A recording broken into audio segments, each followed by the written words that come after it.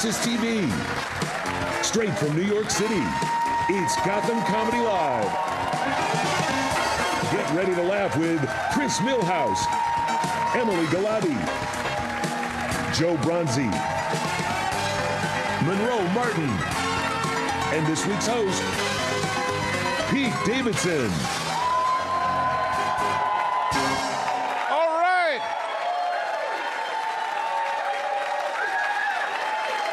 Yay, welcome to Gotham Comedy Live, everybody. Make some noise for yourselves.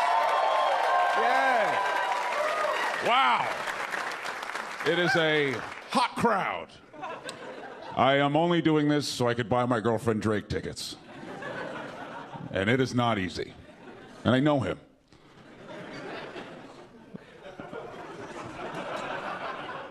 That's how much I love Drake. Like, I'll buy his tickets, and then I'll be like, okay.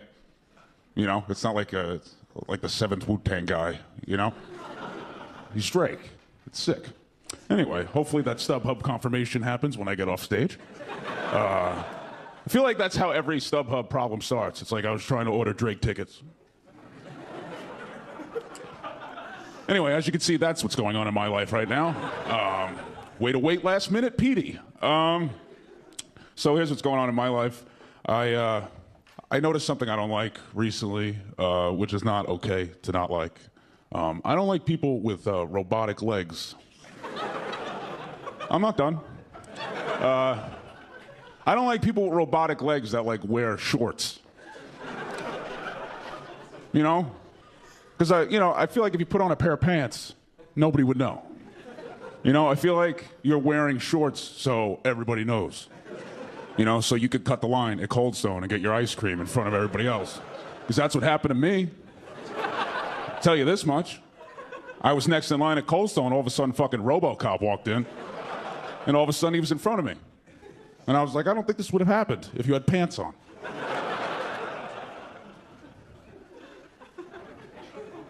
Seriously, if you were a guy with robo legs, wouldn't you like want to make friends, you know, without them knowing you have a robotic leg? Wouldn't that be like a nice surprise? You know, like 3 months into the friendship, you're all drunk watching a football game, and you're like, hey, you want to see something fucking nuts? You guys like the whole time, and you're like, but dude, we were playing basketball. And you're like,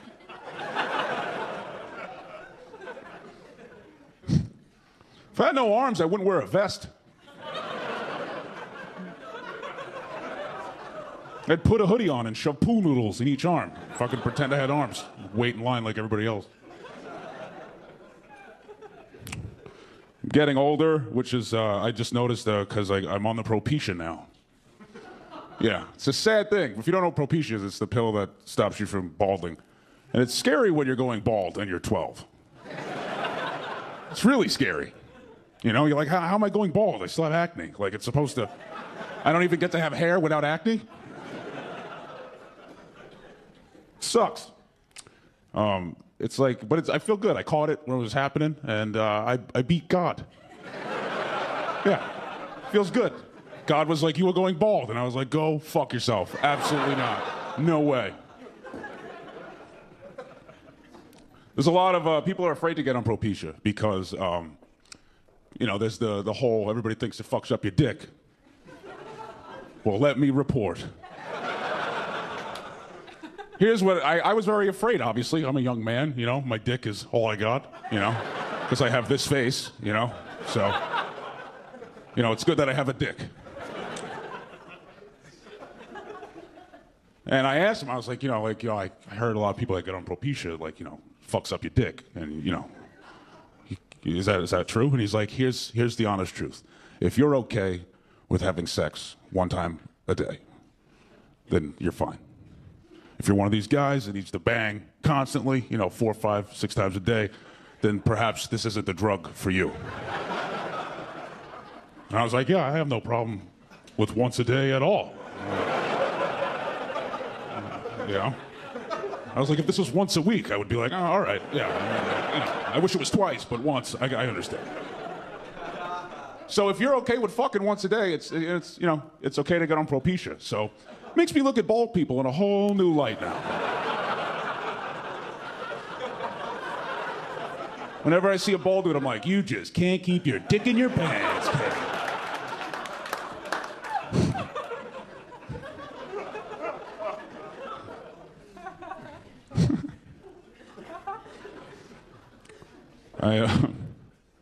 I watched Willy Wonka this week, just like everybody else, because, Gene Wilder died. And I have some new thoughts on that movie. Yeah. Why was Charlie's family, so poor? They were, insanely poor. This poor, and then there's whatever the fuck the Bucket family was. When I was watching it when I was 7, I didn't notice. But, now I'm like, what the fuck? They're so poor. It's almost mean. Nobody's that poor. I think at one point Charlie brings home a loaf of bread and the family's like, oh, a banquet. I'm like, where the fuck do you live? That a loaf of bread is a banquet? Oh, we're gonna eat like kings tonight. Jesus Christ. Never seen a family so excited over a loaf of bread. And the 4 grandparents in the bed, I thought they were all sick. I thought they all had polio or something. I was 20 minutes into the movie and I was like, where's the polio scene where they explain how all the parents have awful polio and they're stuck in the bed and can't do anything? They don't have polio, they're just fucking lazy. Did you know that? They're just a bunch of lazy old people.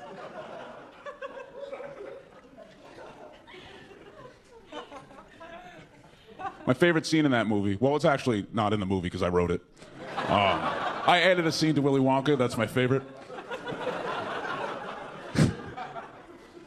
So there's this scene where Charlie and his grandpa are talking, and Charlie's like, Grandpa, he goes, there has to be someone helping Willy Wonka. It's a big factory. I'm sure he's not alone.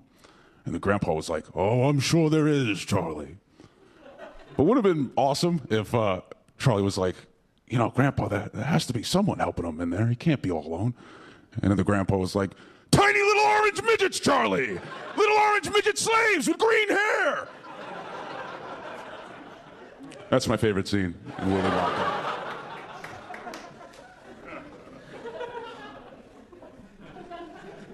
You guys tired of the Trump and Hillary talk? I know I am.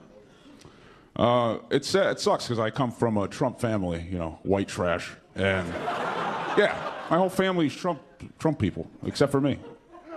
Yeah, it's almost like the stupid evolved. I'm top-notch stupid. It's weird. Why do you think people are doing it? I think half the people are voting for him because they think it's funny and they don't really know any better. And I think the other half, to quote Michael Caine from Batman, some people just want to watch the world burn.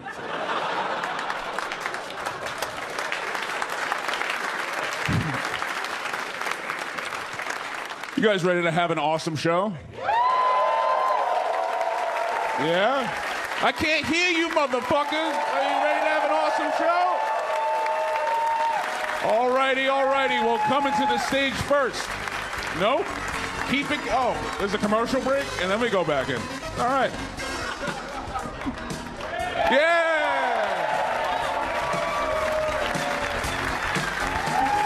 Live from the Gotham Comedy Club in New York City, Chris Millhouse is taking the stage when we return. And stick around later for more with Pete Davidson when he returns to the stage. Welcome back to Gotham Comedy Live. More great stand-up coming your way starting right now. All right, you guys, coming to the stage next. Give it up for Chris Millhouse, everyone. Chris Millhouse.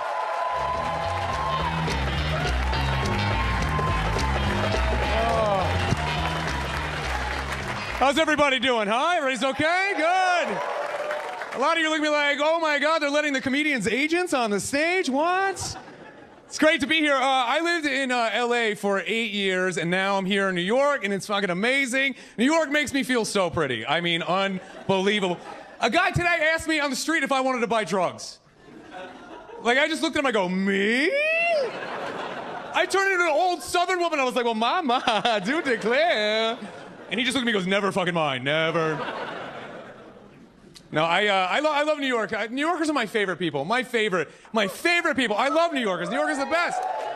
Because there is no filter with any New Yorker at all. New Yorkers will say whatever they want, whenever they want. Like, for instance, last week, I had a New Yorker walk up to me on the street and just goes, "Hey, man, are you a Jew?" I was like, historically speaking, there's never been a right answer to that question, you know? If you're not laughing, you're a millennial. Look up World War II on Google. Come on, man. A lot of things happened. You're going to be kind of surprised. A lot of you are looking at me like, yeah, but answer the question. Are you or not? Like, we can't tell. And the answer is no, I'm not Jewish.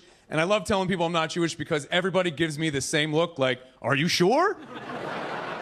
Did you sure your mom didn't have an affair with an attorney or something? I mean, look at you.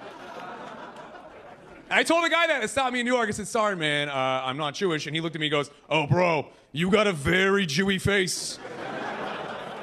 And then he just walked away. I was like, what was on the other side of that question? Like, where was this going? Do I even want to know? And I never heard the word Jewy before in my life. The word Jewy sounds like a weird religious candy bar to me. Like, try new Jewy now with bald spots. Like, no, thank you. I'm all set with that.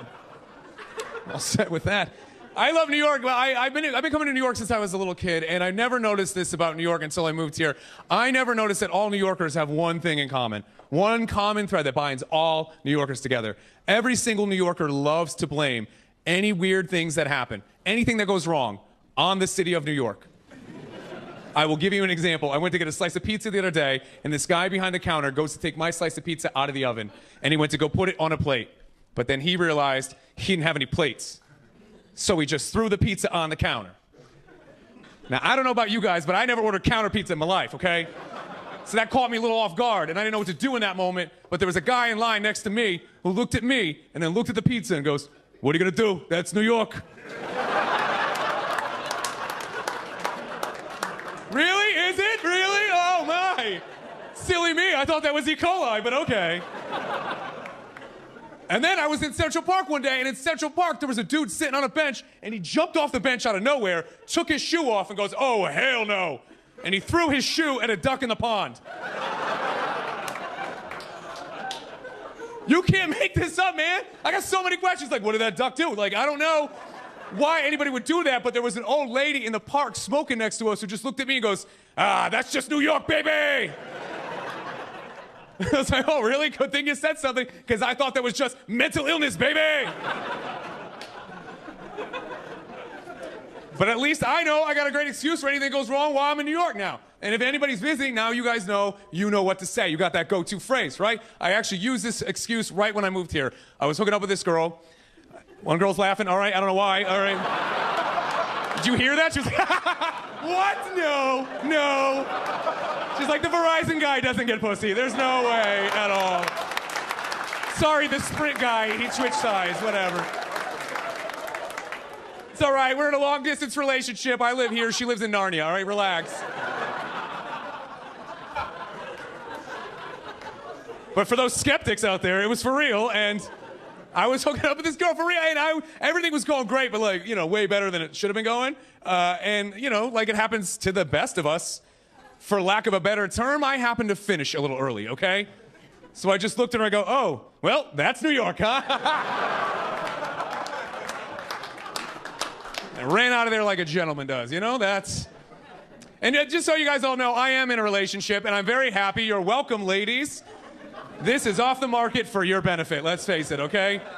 Yeah, one girl's like really excited about that in the back. See, I'm 35 years old, man, and that's too old to be single. And here's how I know it's too old to be single. Before I got in a relationship, my friends took me to a bar, right? And they go to this bar, and there were women dancing on the bar. And I was more concerned for their safety than I was about the dancing. I was like, oh my God, where's the bouncer? They're gonna fall, they're gonna fall. My friends are like, who brought you? Why are you even here? I was like, this bar's gonna have a lawsuit. They're gonna get sued. My friends are like, are you sure you're not a Jew? I mean, come on, man. What's going on? But if you're in a relationship, be glad, man, because I'm glad I'm in a relationship because being single is terrifying, right? It's awful. You got to have a wingman take you out? That is the worst concept in the history of concepts. At all. Worst. I've been going on the worst wingman before I got in a relationship, and by worst, I mean married. You ever go to the married person to try to help you get laid? They don't give a shit about helping you get laid. Married people are just happy to be out of the house. That is it. My married buddy once took me to a bar and just yelled across the bar, "Hey, anybody want to fuck this little guy? Who wants to fuck this little guy?" I was like, yeah, does anybody want to? I mean, what's going on? And that's the story of how I met my girlfriend. Here's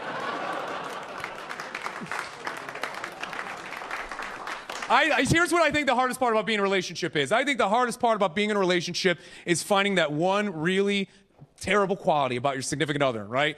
The one worst quality they have, and looking at it and going, yeah, I'll put up with this the rest of my life. Everybody has a terrible quality. Everybody. Some of us have more than one. That's fine. I'm included in that. Like, look, like everyone at one point has looked at their significant other and gone, you know what? If you chew with your mouth open one more time, I'm going to stab you in the throat. Things like that, right? Now, here's what I think. This is my opinion. I've come to I've been, 35 years. I've come across a lot of people in general, and I think, this is my opinion, what is the worst quality anybody could have, guy or girl. I think the worst quality anyone can have is when that person is a morning person. It's true. Some people are on my side. Some people got real quiet, and that's fine.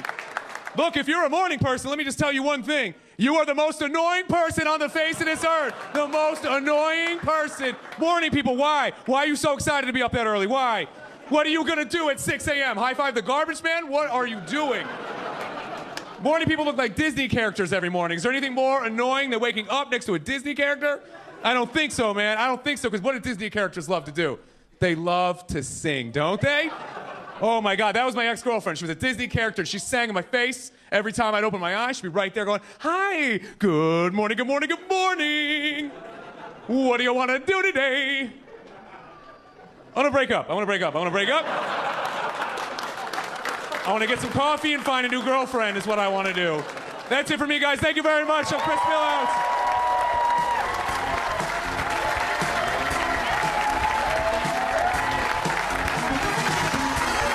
Live from the Gotham Comedy Club in New York City, Emily Galati is taking the stage when we return. Stay tuned for more laughs on Access TV.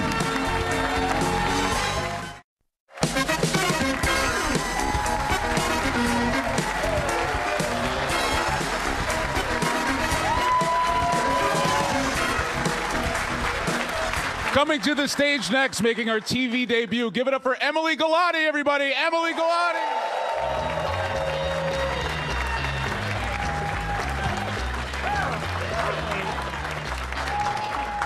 Thank you. Thank you. I get good news, maybe? I don't know. I just turned 31.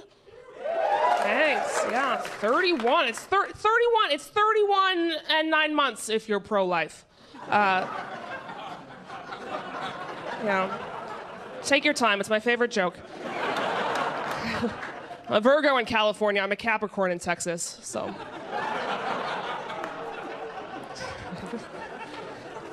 This is what I've been doing for fun lately. For fun, I've been going into Hobby Lobby just to pop a birth control. Yeah, really rubbing into the craft store hates birth control. It gets awkward because it is a NuvaRing. Yeah, there was like, ma'am, I'm not supposed to take NuvaRing daily. Huh, okay. Suddenly the birth control expert, Hobby Lobby? I don't think so. Like, you have any idea how hard it is to swallow a NuvaRing? You don't. You're a corporation, right? Swallowing and birth control, those are both female things, right? Maybe leave that to us. And if you really think about it, swallowing is birth control. So.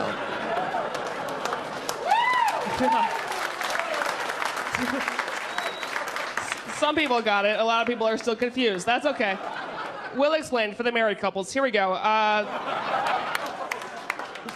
That second part was a blowjob joke, for sure. Holy shit. That's what that was. First part, Hobby Lobby, Supreme Court case, women's rights, whatever, right? If you're missing the blowjob joke, you're spending too much time in Hobby Lobby. That's a fact. Here's what happened, so we're all on the same page. Hobby Lobby is a Christian-owned corporation. When Obamacare came out, they said they couldn't give birth control to their employees under Obamacare because birth control was against their religion. And I went, really? Are you serious? Like, seriously? Seriously? I mean, because, not getting pregnant is the only thing I pray about. Yeah. I go to church on Christmas and Easter and weeks I'm late. That's it. They're like, you take the pill, you're going to hell. Well, that sounds way better than watching Frozen 2,000 times. I will take hell. Why can't your kid watch Shawshank? Here's what's gonna happen. I'm gonna vote for Hillary. Gonna do it. Gonna vote for a woman. Thank you. Thank you. Gonna put a woman in the White House. Try chicks out for a while. Why? Because everyone experiments in electoral college.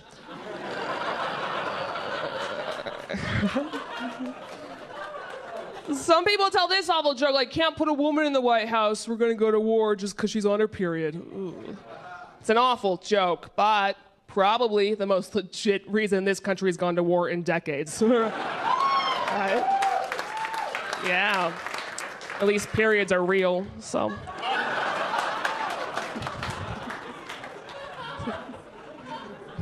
I am a feminist. I know that's something you're all used to hearing men say. She'd say it a lot. I don't know how to be a feminist, though. I don't really know what I'm doing. Someone shouted at me once, like, you should burn your bra. And I was like, please. I barely wash mine. I'm not going to do that. We make less than men. I don't know how to fix that at all. I've just started using that to my advantage. So anytime anyone's like, Emily, you owe me $100, I just go, here's 60.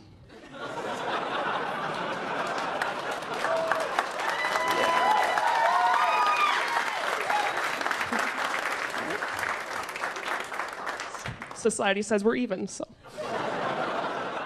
Peace out. I don't pay on dates. I don't know if that's feminist or anti-feminist. I never pay when I go on dates because I figure I paid for the makeup. Yeah, gentlemen, it's important to remember we are always a face wash away from friendship.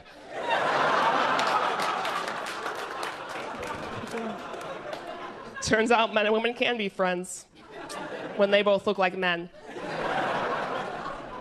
Yeah. I went to work without makeup once. I got a raise.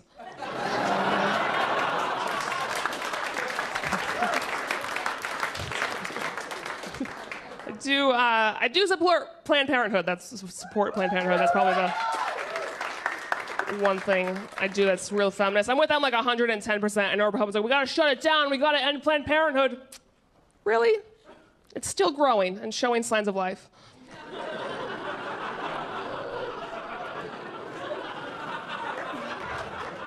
What?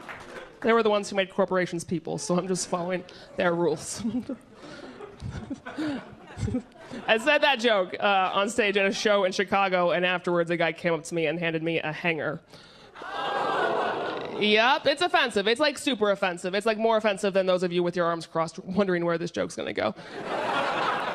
It's ridiculously offensive. Until I tell you it was a wooden hanger, because then it's just confusing. I was like, you're gonna have to draw a vagina so I know where you think a wooden hanger fits, all right? What am I supposed to do with a wooden hanger? Beat the stork when it comes? Here's the worst part about it, you guys. He was the bouncer at the bar. And I was like, sir, oh, you're supposed to be an expert at getting people out.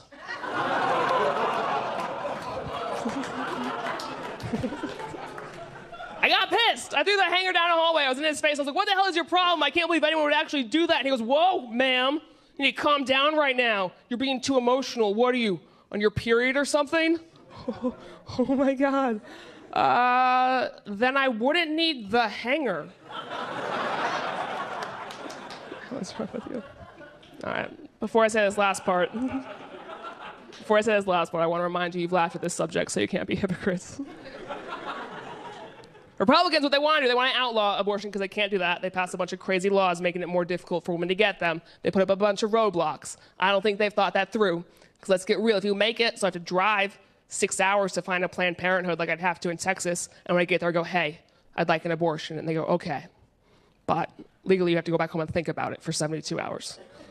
So I drive home, drive back. When I get back, I'm then also forced to get a transvaginal ultrasound, listen to a heartbeat, sit through a lecture about adoption, read a pamphlet that includes medically inaccurate information, go through mental health screening, and then generally get talked down to about a procedure I asked to be had done 3 days ago?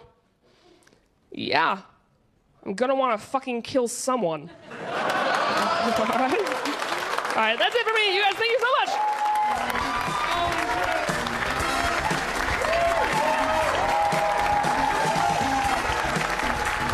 Live from the Gotham Comedy Club in New York City, Joe Bronzi is taking the stage when we return.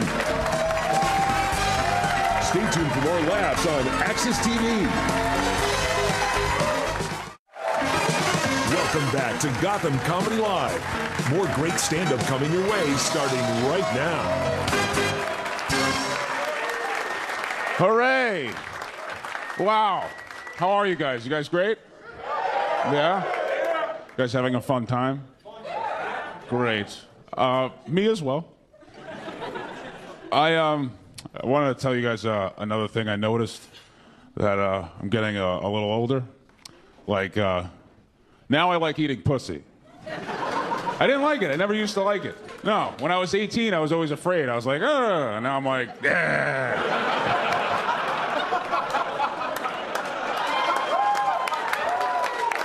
It's my favorite joke. So simple and dumb.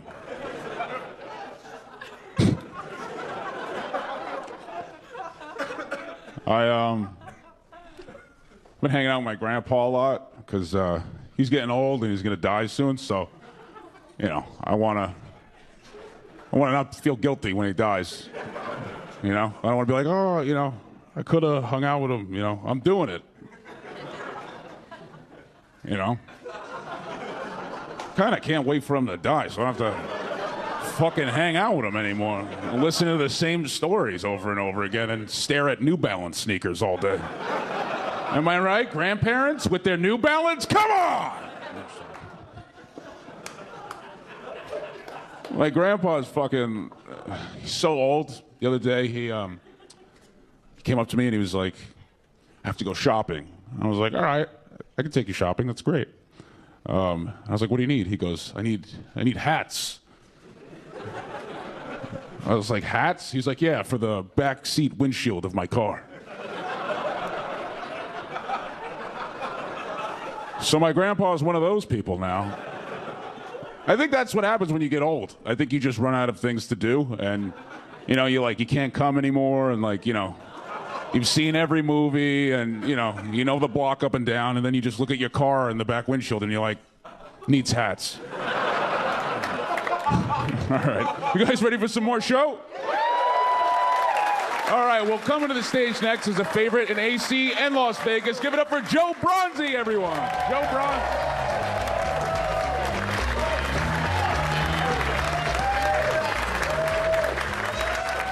Thank you very much. Thank you. Guys, congratulate me. Tonight is the anniversary of my divorce.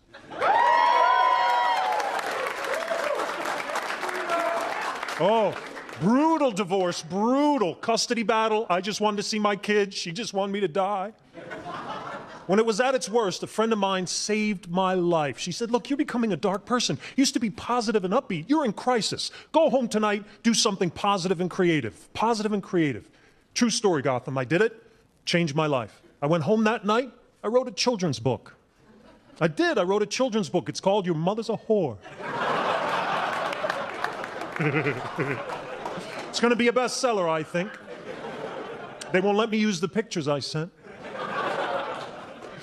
But I met my girlfriend, I met my soulmate, love of my life. We moved in together, because why settle for happy?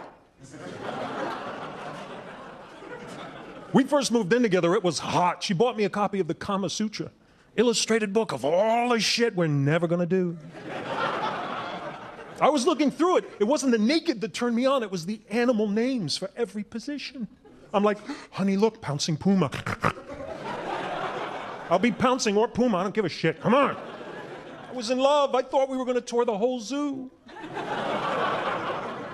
Now we've been living together over a year. Fucking zoo's closed.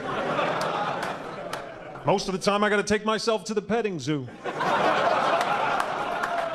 I'm not embarrassed. Sometimes I paint my nails, shave my forearm, change it up. One time I shaved one leg, so when I was done I could cuddle myself. Do what you have to do. She's younger than I am, divorce cliche, right? She's younger than I am. It's not a problem. They're going to let me take her to the prom. That's the correct reaction to that joke. I did that 6 weeks ago in Arkansas. Someone yelled out, good for you! Time to head back up north now. It's a little weird, the age difference. Like, certain things are different for us. Weird things, like discipline. She was one of the first kids got time out. When I was growing up, time out meant we had unexpected company in the middle of a beating. I'll get you later, fucking time out. We were taught to sneeze differently. I was taught cover your sneeze, then you wash your hands, and whatever you do, that's it. She was taught sneeze in your elbow. You know that? Still running around, little fuckers running around like Dracula. Sneeze in your elbow. She's always yelling at me, sneeze in your elbow. I forgot. One time she caught me in the middle of a sneeze, which is not a teachable moment. I'm like, She's like, sneeze in your elbow. I got confused and punched myself in the face. And she holds her sneezes in. You know people like that? Don't let her sneeze out. That's bad for her. One of these times she's going to sneeze and her ovaries come up like earrings. And she only sneezes in threes. Nobody warned me about this pyrotechnic epileptic display. I found out on our first date. We're in New York City, going between dinner and a Broadway show. Beautiful night, beautiful brunette. I'm digging it. I turn to her to say something nice. Out of nowhere, my date Did you just step on a live wire? Who is tasing you? I went to Florida recently to meet her mother. Her mother's a vegan. You know vegan? That's not vegetarian. Vegan, you can't even cook while the chicken is watching. They don't fuck around. She welcomed me into her home. I never had vegan food. Welcomed me with a vegan feast. Entrees and appetizers and desserts. I'm meeting her for the first time. I ate everything. For 2.5 hours, I ate vegan food. Then I went and sat on the couch and went, oh my God, am I hungry? 14 plates, 12 calories. What the fuck just happened here? And I got in trouble, too. I got in trouble. She said, what do you drink in your tea? I don't drink tea. I tried to bluff. I'm like, oh, honey.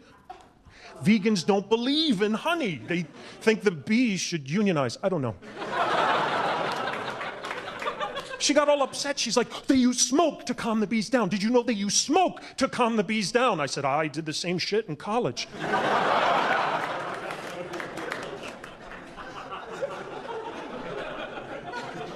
Then my girlfriend thought it would be a wonderful idea for us as a couple to get a puppy for me to take care of.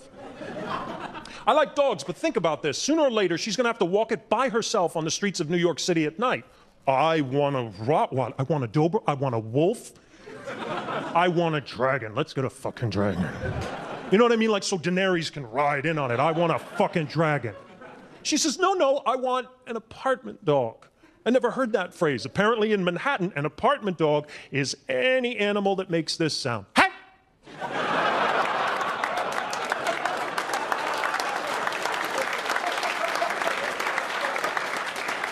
Over and fucking over.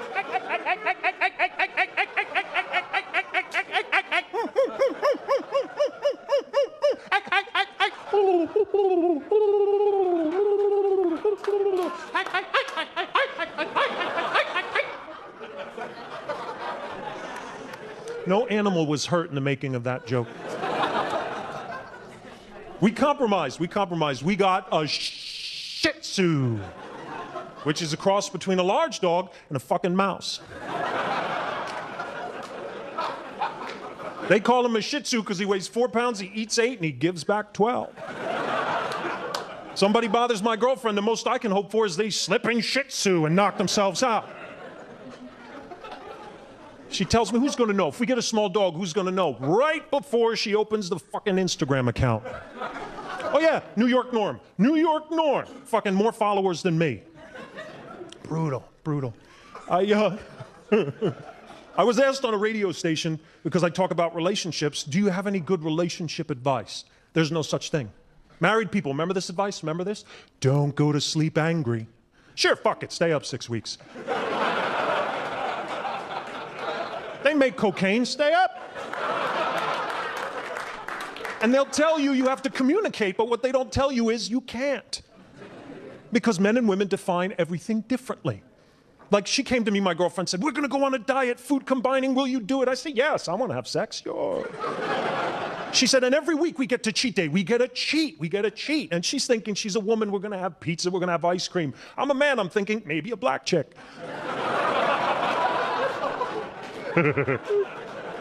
Ladies, I'll give you another example. This is not your fault. How could you be expected to know this? But when you say, we'll have sex later, we fucking think you will. We have no idea you mean in this presidential administration. That's why we're in the shower that night, shaving our balls. Tonight's gonna be a good night. And we'll fall for it our whole fucking lives. We'll be 90 years old. Tonight's gonna be a good night. Tonight's gonna be...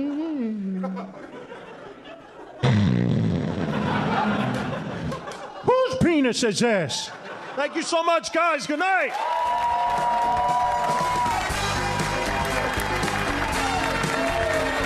Live from the Gotham Comedy Club in New York City, Monroe Martin is taking the stage when we return.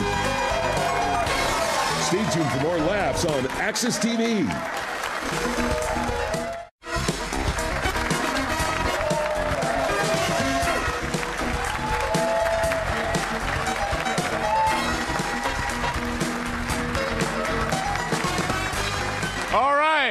All right, you guys ready for your last comic? That was pretty terrible. You guys ready for your last comic?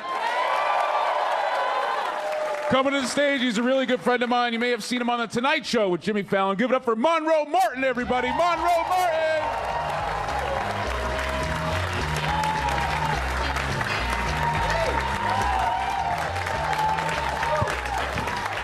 Yay. Applaud to buy time so I can think of some clever shit to say. I don't know. Getting older, 30. I like being 30. I feel grown.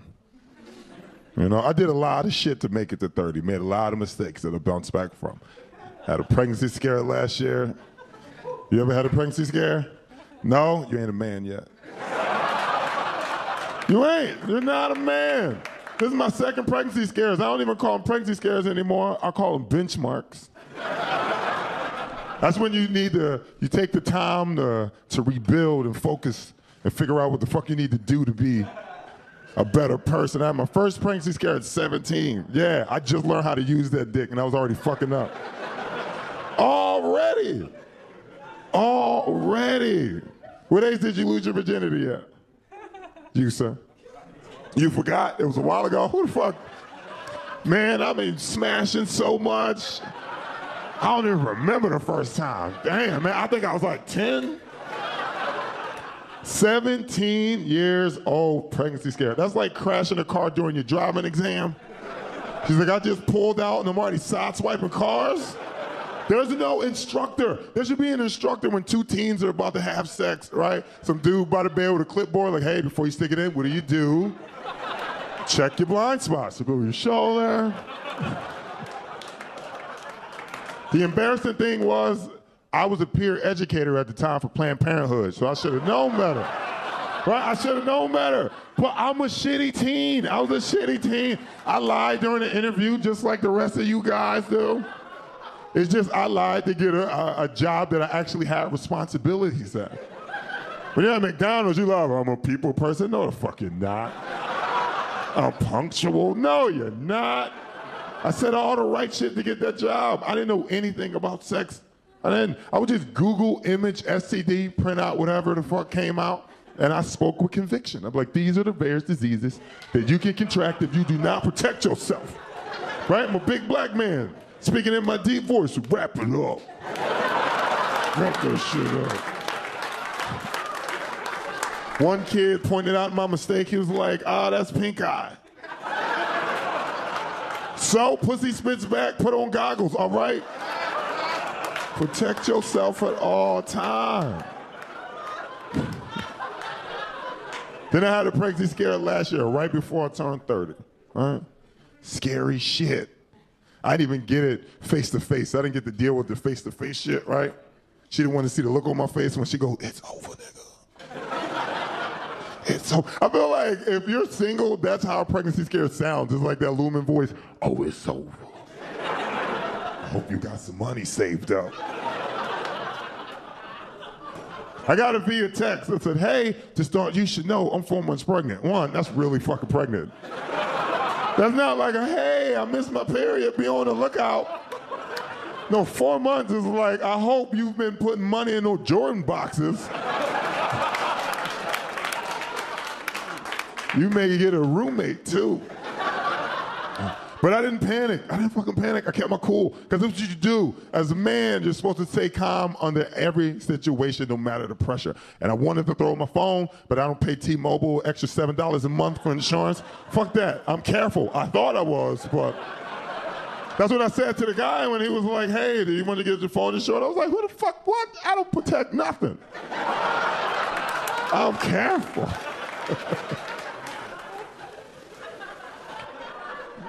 I responded to the text like any one of you would. I said, who the fuck is this?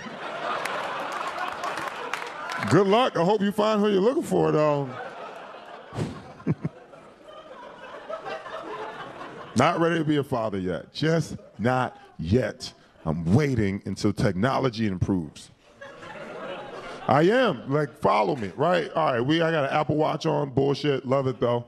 Does absolutely nothing. It just allows me to see who I can ignore more efficiently. I'm not answering that. That's it. That's all it does. So I know if I wait long enough, technology will start to improve where we can actually, it'll be like life-changing again. Like they create an ultrasound that would tell you the sex and the future of that baby. That'll be awesome, right? You know what you're getting before you bring it into this world. Like just a little receipt, just a little Cliff Notes. That's it, nothing, not a full bio, just a little like, hey, these are the bullet points of what you're bringing into this world. Like, I knew I wouldn't be here if that existed. Like, I wouldn't. Like, I have confidence. I'm like, oh, I'm funny. Yeah, but that's not the kid you keep. You don't keep him because he's funny. Pull him out at parties. Like, look at this little shit. Look what he can do. He's funny. Is he going to be a doctor? No, but he's funny. He's not going to be able to help out and give back in any means at all. But for now, he's very entertaining. So I know I wouldn't be here if that machine existed. There's like, Miss Martin, your son, it's gonna be 6'5", 250 pounds, athletic build, and a comedian. What do you want to do? Kill it out. Are you fucking serious? I don't want no big ass clown. I want courtside seats.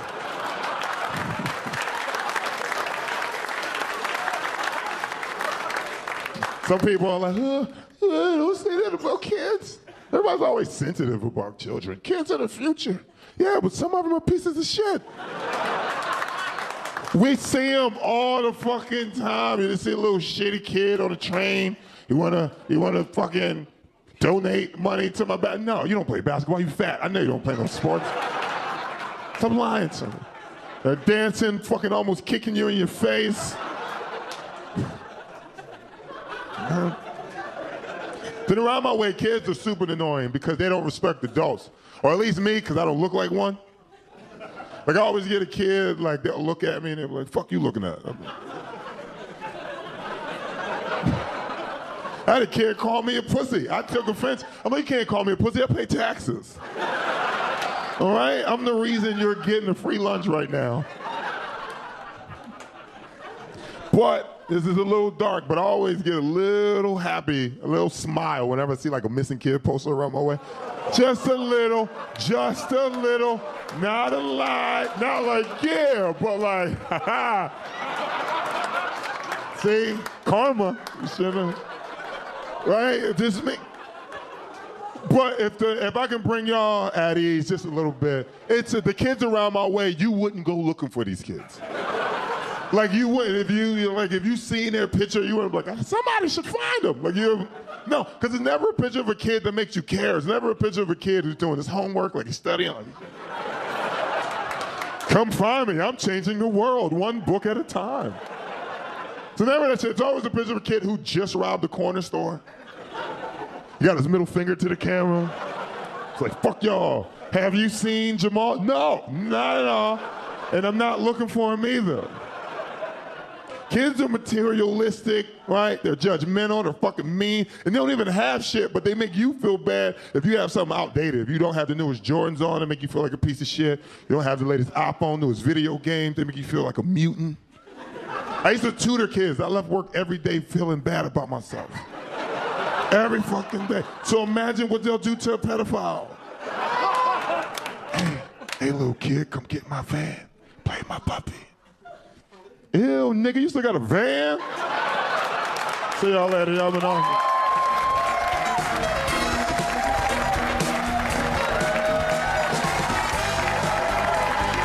Live from the Gotham Comedy Club in New York City, Pete Davidson is taking the stage when we return. Stay tuned for more laughs on Access TV. How about, right? Right, you guys? Wow. What a show. What a show, you guys. We really did it. We really did it. This just happened. The Drake tickets got confirmed, so. Yep. I beat God again. I have to do some time now because that's part of the job. I'm supposed to do some time now. So I hope everybody will be voting for Hillary Clinton. Right? Yeah. I'm not afraid to say that because it's like 80% will clap. In New York, yeah. Not down south. But here, always works. Can't really close on a Hillary joke in like Texas. All right, you guys. Well, thank you so much for coming out. Please welcome all the comics back to the stage. Chris Millhouse. Or wait, everybody come back up. Everybody come up. You have a Chris Millhouse, Emily Galati, Joe Bronzi, Monroe Martin. I'm Pete Davidson, I guess. Thank you for coming out.